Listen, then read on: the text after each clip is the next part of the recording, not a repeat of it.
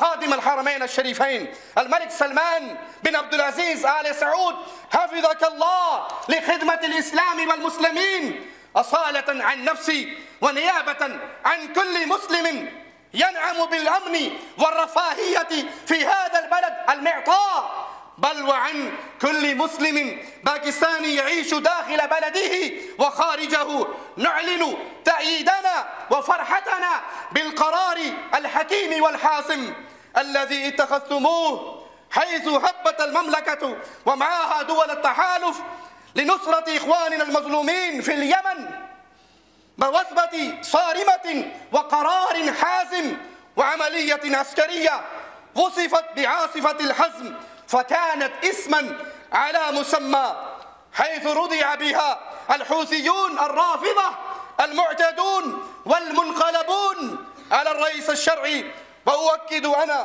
وأؤكد أن عاصفة الحزم قرار صارم وصائب لإعادة الحق إلى نصابه، ونصرة للمظلوم وردع للظالم ودحر له. يا خادم الحرمين الشريفين، أمن السعودية أمننا، أمن السعودية أمننا، وأرواحنا فداء لها، وأرواحنا فداء لها. نحن أبناؤك، نحن أبناؤك، ورهن إشارتك، فلتجدننا عند العزائم أمامك. فنحن يا خادم الحرمين الشريفين في الهيجاء أسود، وفي السماء الأخطار صقور، ونحن في عاصفتك حازمون.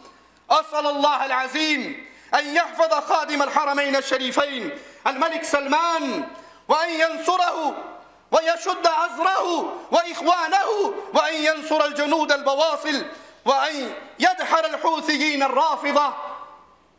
أقول قولي هذا وأستغفر الله لي ولكم ولسائر المسلمين، فاستغفروه إنه هو الغفور الرحيم.